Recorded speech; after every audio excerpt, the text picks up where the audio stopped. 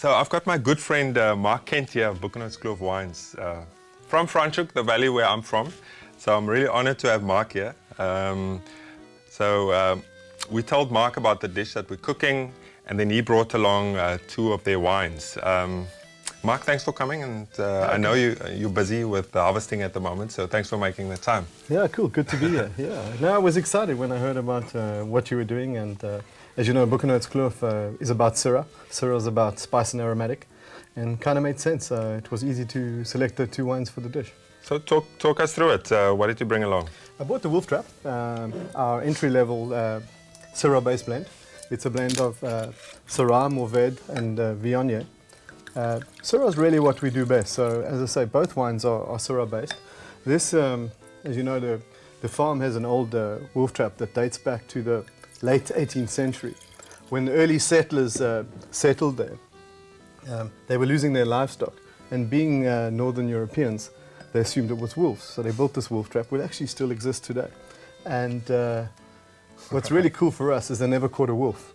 And yeah, so in that sort of pioneering spirit, we decided to name our star red blend after it. Yeah. That's quite cool. I mean, but you're quite good with that when it comes to, you know, delving into the history of the farm especially, and then coming up with these names. I mean, that's where the name S02 comes from. Yeah, well, S02 is the ravine of the S02, and as you know, the clever label with the chairs, and that's sort of, again, back to the old times when this wood was used for the production of furniture, and on the S02 label are 7 style of Cape chair from the mid-18th to mid-19th century. Yeah.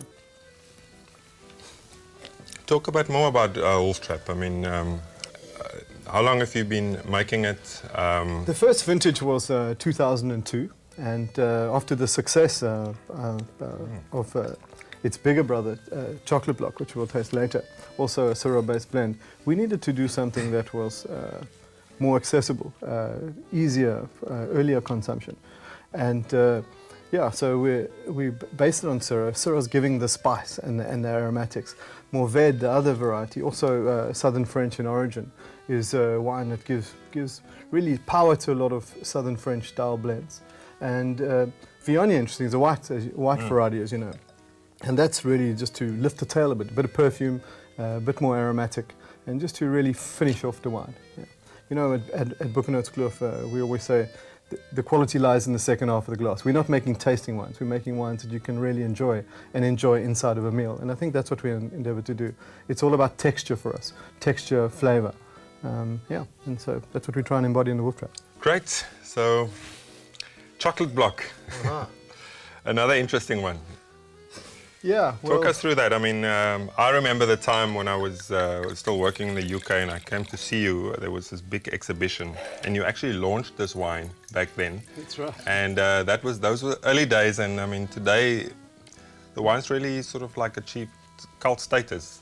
Yeah, yeah. Well, that's kind for that recognition. But yeah, again, it was actually a buyer for Oddbins in the UK, and he asked me to create a Syrah for Oddbins. And he was going to call it the Chocolate Block, and I said, Tony, you're crazy, we're not doing this. And anyway, then shortly afterwards, I was in the southern part of the Roussillon in France and into the Costa Brava in Spain, and was interested in a lot of the traditional blends, which were Syrah Grenache based. They were starting to use Cabernet. So in 2002, came back and put a wine together based on Syrah Grenache Cabernet. Then added what I think has really been a missed opportunity in South Africa, some Cinsault. There's lots of old vine Cinsault. And then again, as it has become sort of our way, lifting it with white Viognier, just to give it again a bit of lift on the tail. So this is just about 70% Syrah. And people, you know, the sort of chocolate or coffee wine has become a big category, but this is not what we're trying to achieve. No. This is really just a name. Grenache, the second most important cultivar in the blend, you often have hints of dark chocolate on the profile, and people often say, oh no, there's another chocolate wine, and you know, if you want to, you can do the thing, oh, dark chocolate, yeah, you know, and Valrhona, and if that's your game, but it's clearly not our intention, you know. And this sees some serious French oaking in a combination of small and large barrique. And again, the various components, like in the Wolf Trap, each play their role. Syrah, again, for spice and aromatic. The Grenache really gives a nice fruit and a nice acidity. Cabernet for structure. You know, historically in South Africa we're big Cabernet drinkers, so it was good to have this sort of bit of Cabernet in the blend. Cinsault, I said there's so much old Cinsault, which gives a nice juicy fruit profile to the wines. And then again, Viognier, just that little bit of lift on the tail. Yeah. Chocolate Block's probably for me one of the more versatile wines in terms of, you know, the variety of dishes you can have it with. But I'm really impressed by the Wolf Trap. You know, I think it's especially nowadays when it comes to those sort of like more spicier types of dishes. And not only that, I think it's a great food wine, but it's also a really very easy drinking wine.